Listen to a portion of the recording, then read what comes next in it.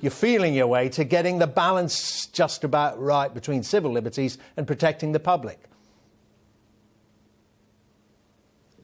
Well, it sounds very encouraging. I mean, we need this bill because everybody agrees that the law has got out of date because technology has moved fast and the law hasn't. We're all agreed. I mean, everybody keeps briefing the newspapers to say that we do need to be protected against terrorists and serious criminals. I think when our spies, when our senior policemen have the right to access communications, it's really just a modern version of steaming open envelopes, which they used to do in the 19th century, and there's no reason why the police and the security services should be left behind by technology and let criminals have the advantage of the technology. But I want to be reassured that it's used properly supervised, with proper authority, and it's only used in cases which are so serious that they justify this, what's called proportionality. Of course we all want to protect ourselves. We must against terrorists. Of course we must stop drug smugglers, child abusers, and so on. But at the moment, police, local authorities, vast numbers of people, haven't had access to powers to intercept, to stop fly tipping and to see whether people live in a school catchment area or various other things. And I think it should be tightly limited to serious crime, and it should be properly authorised by somebody who agrees that the security service or the police have some really good reason for suspecting they need this information.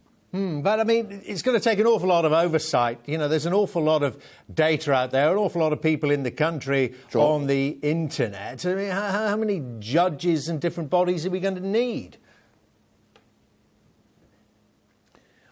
If you actually used it proportionally, you would reduce the number. I mean, when I was Home Secretary, I used to do these warrants, and every day, quite a bit of time had to be given up to looking at these and deciding whether you were going to approve them or not. I doubt whether the volume's gone down since my day. I suspect it's gone up, but the volume would be much reduced if you took a stricter view of what you were using it for. And then there are all the other areas which need various types of approval. We do a great deal of intercepting for commercial reasons in trade deals. Of course, there's a straightforward routine spying on other governments, some friendly governments, mostly hostile governments, and so on. The Act will probably give us a chance to have a good overall look at how we control all these things. If you don't control it, there are dangers, and I am worried about politicians being the only things who control it. I think Home Secretaries in this country have conscientiously done what they need to do in the public interest, and that's Theresa and Labour Home Secretaries. Don't think anybody's abused it. But in America, these powers have, over the years, routinely been used to bug your political opponents. And back in the Nixon era and so on, heaven knows what went on. Well, heaven knows what goes on now. I do think we need some stronger checks than just a senior politician authorising interceptions. OK, and moving on to your time as Chancellor, your advice for the current one on this issue of tax credits. He says he's going to listen now. We expect perhaps some changes in the autumn statement. But there's an old adage, isn't there, that when you're Chancellor and you're at the beginning of a new term, you get the bad stuff out of the way quickly. Should he stick to his guns? Well, I hope so. I mean, he certainly needs to save the money. And we do have to face up to the fact that whenever you reduce public spending, it tends to be unpopular. You've got to decide whether this is public spending that is really justified. And the welfare state is essential. It's the duty of government to look after the poor and the vulnerable, to supplement the income of those who cannot look after themselves.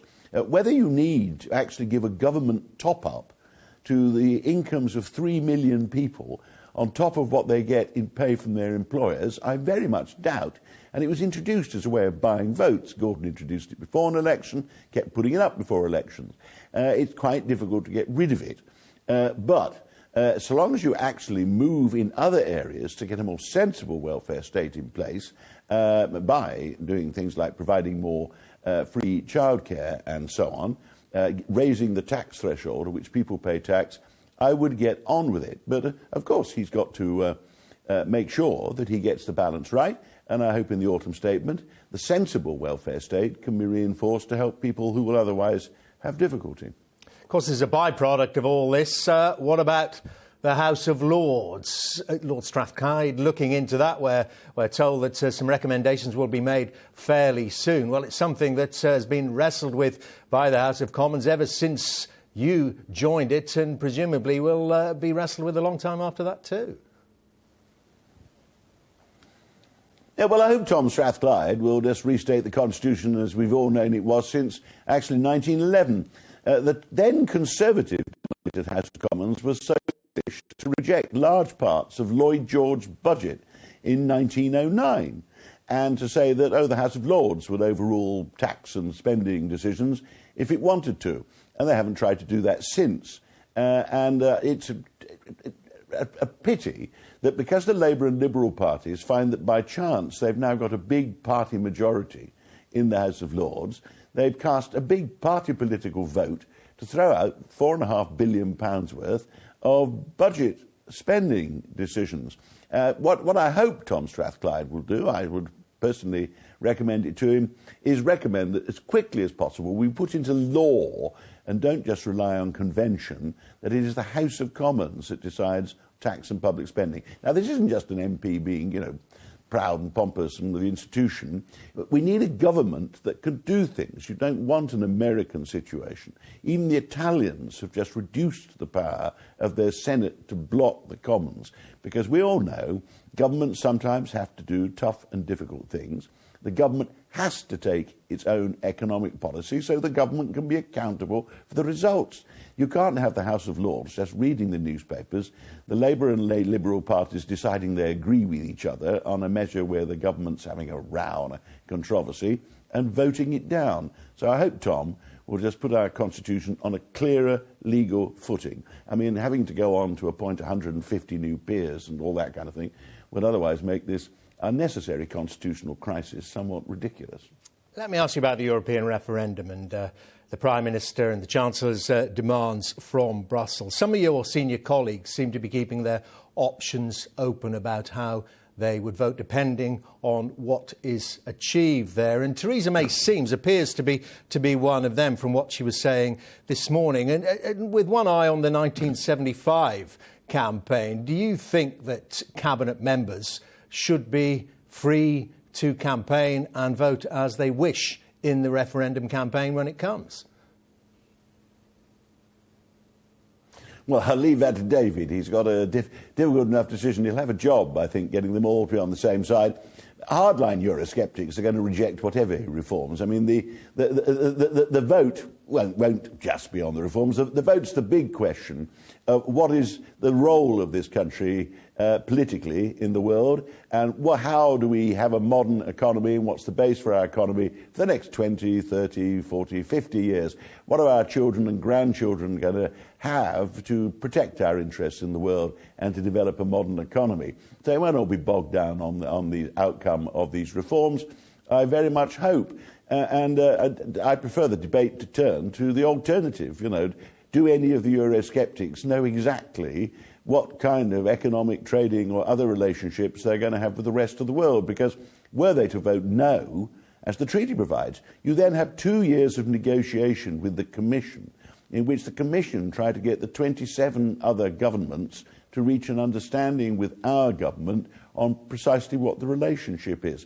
Now, so therefore, Cabinet Ministers havering, the fact that some of our Eurosceptic backbenchers would reject absolutely anything that David brought back from Brussels, they're the events of the moment. When we get to the referendum, it's the big question. What is Britain's role in the 21st century? How do we deal with a world dominated by Americans, Chinese, Indians, big trading blocs that we're going to have to decide? But if you're, just to be clear here, if you're a Cabinet Minister or indeed a Minister and the Prime Minister says, I recommend and will be campaigning for a yes, and you want to vote no, you'd have to resign, presumably.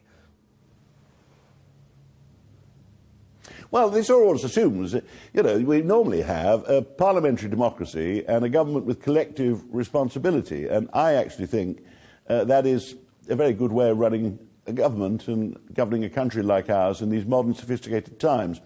Referendums, which we're getting into the habit of having, sort of alter all those rules, or people think they did. Harold Wilson didn't want any of his ministers to campaign at all. Harold was genuinely surprised when, having announced his referendum, he found within a few hours all his cabinet had broken up and were busily campaigning against each other on starkly opposite sides. And Harold actually found he couldn't stop it happening. Now, David, I think our government is not so, I think internally it's unified. It doesn't have the tensions that the Labour Party had back then, which is what Harold had called the referendum in the first place. And I would hope they would stay together. But one or two of them, I think, may well be tempted to want to campaign no.